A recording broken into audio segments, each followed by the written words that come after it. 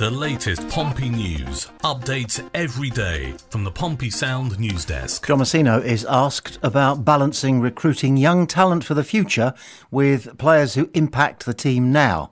And he said, "We have a really good example of that. We talk about players at championship level, and going to compete in a certain market, you'll need to spend £5 million. If we haven't got that, what's the next best option for us? If you're going into the under-21 market and sign someone like Franco, he has a massive upside and huge amount of potential if we get him fit and firing. But he's also a young lad who's also not played any first-team football. That's where we currently are, and we have to work with those sorts of signings. I think it's absolutely the right thing to do as a football club, but we have to try to develop those sorts of players, and Etigo-san at the same time, hope those players affected at first-team levels as well." Harvey's another one. We haven't seen enough of Harvey through injury and illness, but when Harvey hits the ground running, he's a very capable player at championship level. He'll add real value as well.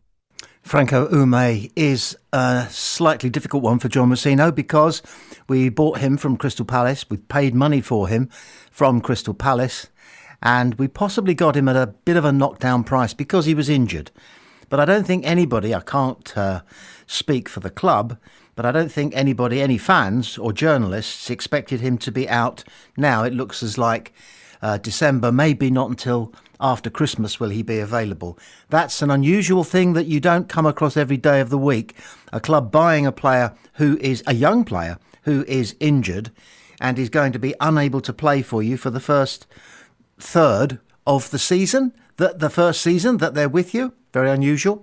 Got to explain that away, and it is part of a wider tapestry of recruitment philosophies that they have at Portsmouth. Obviously, as he said there in that piece, they want players who can impact the club immediately, impact the squad, or get out on the pitch, start even. And we do have a couple of those players who we expected impact from the beginning, and we're still waiting to a certain extent, and we know who I'm talking about there. But also they are recruiting players with the future in mind, and Ume is one of them. And as he mentioned there, Harvey Blair is another, although in another place. There are people speculating that he may be saying to Blair, we need to get you playing, but you're not ready yet for the first team, not even on the bench, and even if you get on the bench you don't necessarily play, so we're going to loan you out. What would we think about that? radiopompey@gmail.com is our email address. A total of 4 Pompey players are involved with their country during the current international break. They are Terry Devlin.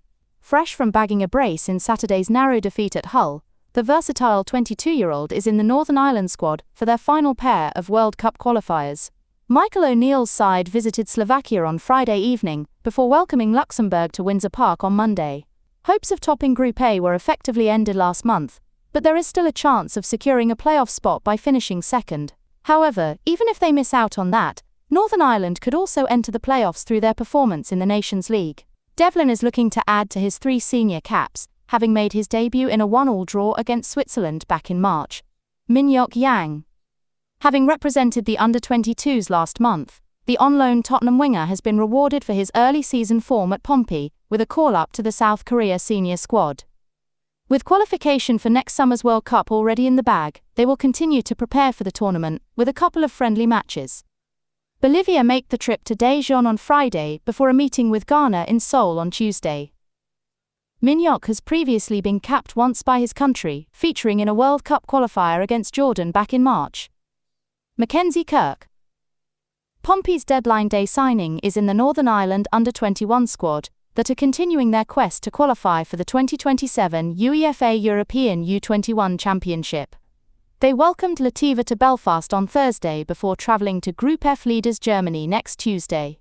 Tommy Wright's side are currently 4th in the standings, having collected 4 points from their opening 3 games. Brandon Downey, the academy winger, is part of the Northern Ireland under-19 squad that are bidding to reach the 2026 UEFA European Under-19 Championship.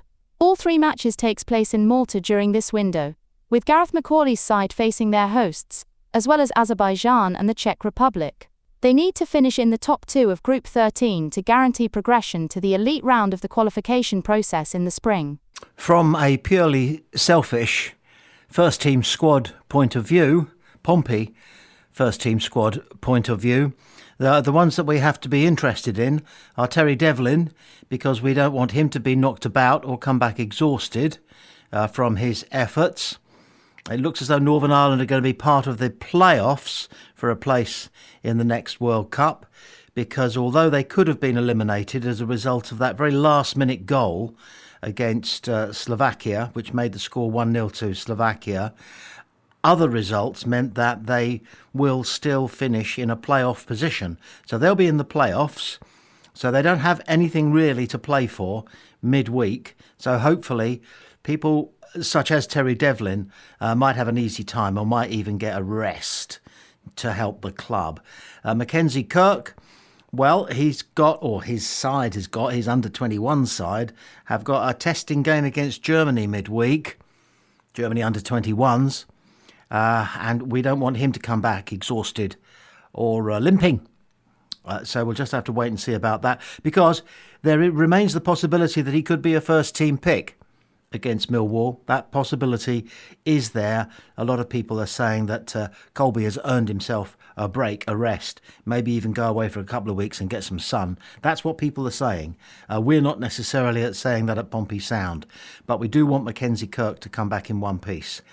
Minhyuk Yang, who made such an impact during his first few games for us and then finds himself pretty much on the bench, maybe popping on for 5 minutes, which is how it might be against Millwall. We don't know.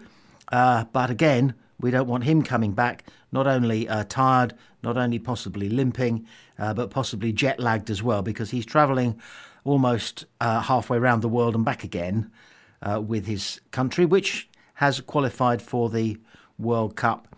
So those games are friendlies, but he nevertheless still has to sit on a plane for a very long time, even if he doesn't get a run out. So that's the situation. That's how things are as we go into the second week of this second international break. As Pompey's league position currently appears less than comfortable, all eyes turn towards the January transfer window in the hope that John Messino will be granted a useful budget to reinforce the squad. Pompey fans on all four sides of Fratton Park are quietly aware that Pompey are not scoring enough goals and are leaking too many goals, particularly down the left side of our defence. The argument that the club needs greater strength in depth, so that players stepping up from the bench or from the fringes of the squad into first-team duties as a result of injuries, are more than able to do the job. A number of football news agencies and professional comment platforms have pointed Pompey in the direction of free transfers that are currently available in the number 9, 7 and 3 shirt. However, it seems likely that more profound hopes are held out that Pompey should invest in players of value, particularly in those positions during the transfer window. In order to set the scene, the transfer window begins before fans have finished singing Auld Lang Syne on January the 1st, and closes on February the 2nd at 7 p.m, 4 hours earlier than has previously been the case. Whilst the transfer window is open, Pompey have no fewer than 6 games, the sum total of which could prove to be the crucial factor in determining how the season works out at Fratton Park. Most fans will be hoping to hear about players with big boots arriving in the first few days of the January window. There's a gap in the match schedule in January. Didn't know why. Not sure if you do. So I asked ChatGPT thing, and she says this. In short, it's basically a planned break in the schedule. They've arranged it so that players get a bit of rest at that time, and also to finish the season in good time before the 2026 World Cup kicks off. Just for the record, we looked everywhere to find out why there was no game on the weekend of January the 10th. It took AI to identify it for us, so well done there. It's worth pointing out, buttonholing in fact, that 4 of the 6 games that Pompey have got in January during the transfer window are games against teams who are towards the bottom of the Championship, which is where we are at the moment, and there should be points worth having.